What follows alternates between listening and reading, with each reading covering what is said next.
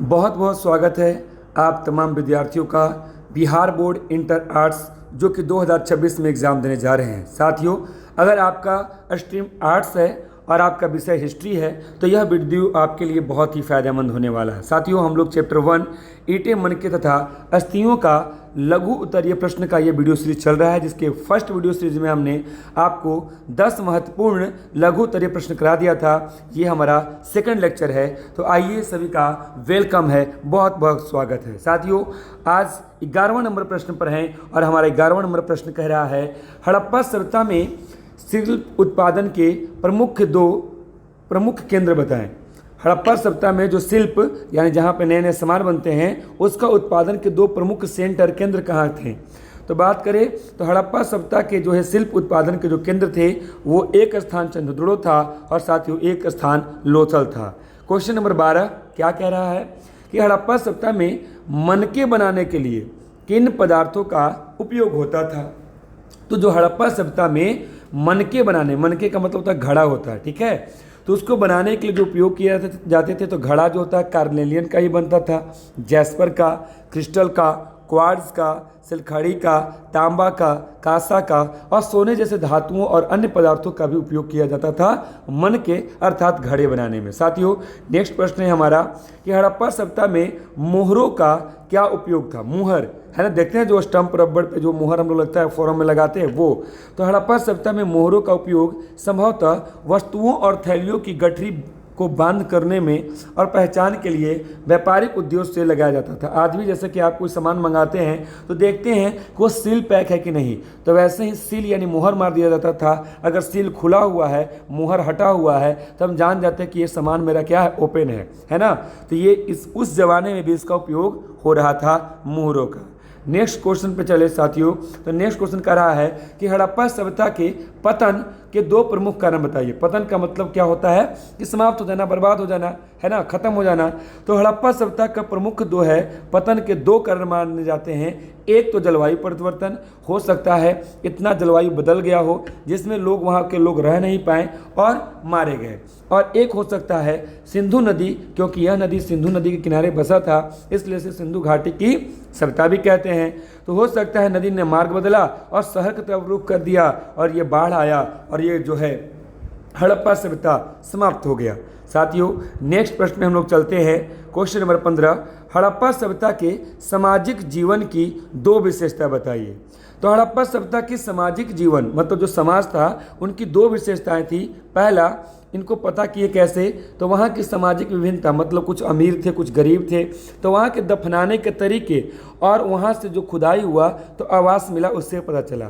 दफनाने के तरीके से मतलब क्या है कि जब खुदाई हुआ तो मरने के बाद जो है लोगों को दफना दिया जाता था, तो साथ साथ व्यक्तियों को सामान भी दिया जाता था। उनको ऐसा लगता था कि ये जिस दुनिया में जा रहे हैं उस सामान का उपयोग भी करेंगे। तब जिसके दफनाने के जो है देखा गया तो जिस शव के अंदर जो है आपको बहुत सारा आभूषण ये वगैरह मिले तो वो समझ में आया कि ये अमीर का होगा, और इसमें साधारण बर्तन मिले वो साधारण आदमी का रहा होगा। और आवास के बनाने के तरीके से भी है ना जो है ये आपको मिलते हैं कि कौन अमीर का था और कौन गरीब का था। तो ये जो है सामाजिक जीवन की विशेषताएं बताती है। बात करें श्रम विभाजन का ही मिलता है। बहुत सारे जो शिल्पकार थे जो सामान बना रहे थे, श्रमिक थे, उनकी भी जो है उपस्थिति से पता चलता है कि उनका सामाजिक जीवन कैसा था। नेक्स्ट प्रश्न की ओर चलते हैं। नेक्स्ट प्रश्न हमारा है, हड़प्पा सभ्यता की धार्मिक मान्यताओं के बारे में आप क्या जानते हैं। मतलब उन लोग पूजा पाठ करते थे कि नहीं। तो हड़प्पा सभ्यता की धार्मिक मान्यताओं के बारे में निश्चित रूप से कुछ कहना मुश्किल है। क्यों कहना मुश्किल है? लेकिन क्योंकि वहाँ पर कोई मंदिर के साक्ष्य नहीं मिले थे साथियों, है ना। लेकिन वहाँ पर मोहरों की पूजा होती थी जिस पर क्या होता था, लिंग यानी जो शिवलिंग हो गया, योनि हो गया, प्रतीक का पूजा मिलता था, पीपल का वृक्ष का मिलता था, पशु का पूजा मिलता था। तो ये जो है पशु का जो है साक्ष्य मिलते हैं जिनकी पूजा करता है, और एक पशुपति जो है शिव भगवान से हम लोग रिलेट करते हैं। तो धार्मिक मान्यता के बारे में ये कहना है ना निश्चित तो नहीं है मगर अनुमान हम लगा सकते हैं।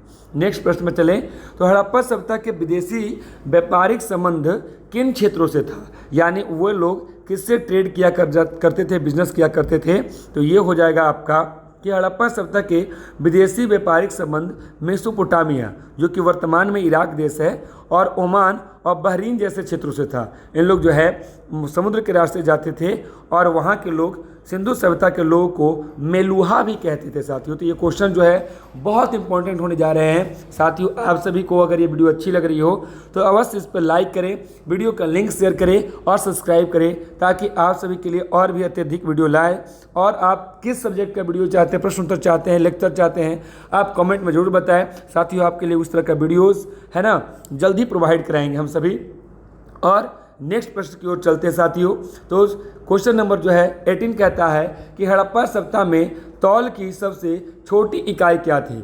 तो हड़प्पा सभ्यता में तौल मतलब वटखारा जो उसको हम लोग बोलते हैं, वेटिंग मशीन पर जो वेट करते हैं ना, तो सबसे तौल की सबसे छोटी इकाई जो था वो 13.64 ग्राम मानी जाती है। इतना सबसे छोटा ग्राम होता था। बात करें क्वेश्चन नंबर 19 तो कहता है हड़प्पा सभ्यता में सड़कों की क्या विशेषता थी।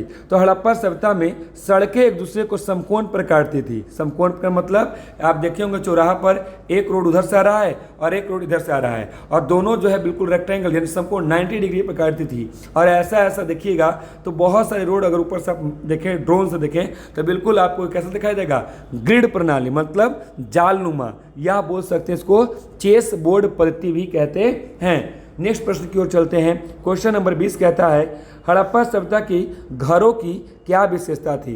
तो हड़प्पा सभ्यता के घरों में आंगन होता था, आज भी जैसे गांव घर में देखते होंगे है ना, और कमरे आंगन के चारों तरफ बनते थे। बीच में आंगन हो गया और उसके किनारे किनारे कमरे होते थे और इन प्रत्येक घर में अपना स्नानागार होता था है ना, और नाली की व्यवस्था होती थी मतलब स्नानागार से लगा हुआ नाली और कुआं होता था, ताकि जो है नाली से जो स्नानागार की जो है पानी क्या हो सके, बाहर जा सके। यहाँ की नाली का प्रबंधन, जल प्रबंधन बहुत ही उत्कृष्ट था। कहाँ का, हड़प्पा सभ्यता का। चलते हैं नेक्स्ट प्रश्न की ओर। हमारा नेक्स्ट प्रश्न कहता है कि हड़प्पा सभ्यता में नालियों की व्यवस्था कैसी थी। जैसे कि हमने बात किया कि भाई पानी निकासी का, आज भी देखिएगा है ना, बिहार के अंदर खास करके पटना के अंदर देखते होंगे, नगर इतना बड़ा महानगर है, लेकिन बड़े बड़े मेट्रोपॉलिटन सिटी में भी जब बारिश होती है तो क्या होता है, पूरा का पूरा शहर डूबने लगता है। यानी उसकी नाली की जो है व्यवस्था अच्छी नहीं है, लेकिन इसकी जो है अंदर अंदर रोड के अंदर अंदर नाली बनी हुई थी और जो है शहर से दूर जो है चला जाता था नाली के पानी। तो हड़प्पा सभ्यता में नालियों की व्यवस्था बहुत उन्नत थी, यानी पक्की ईंटों से बनी थी और नालियों को ढकी हुई थी और उन्हें नियमित रूप से साफ किया जाता था। साथियों आज भी देखिएगा यहाँ पर साफ सफाई नहीं होती है और कहीं कहीं नालियाँ खोली रहती है, लोग उसके अंदर भी जो है चले जाते हैं। तो बरसात के समय में सावधानी से जाएं है ना, देख कर जाएं। बात करें तो अगले प्रश्न की ओर चलते हैं। हड़प्पा सभ्यता में जलाशयों का क्या उपयोग था। जलाशय का मतलब क्या, जहाँ पर जल को संग्रह किया जाए। आप बरसात हो रहा है, आप गड्ढा कर दिए और वहाँ पर क्या हो गया, पानी जमा हो गया, तो इसका उपयोग क्यों करते थे। तो हड़प्पा सभ्यता का जलाशय का उपयोग जो है पानी का भंडारण मतलब जमा करना को भंडारण कहते हैं, और जो भंडारण हो गया तो उससे खेती की सिंचाई करेंगे, इसके लिए क्या करते थे।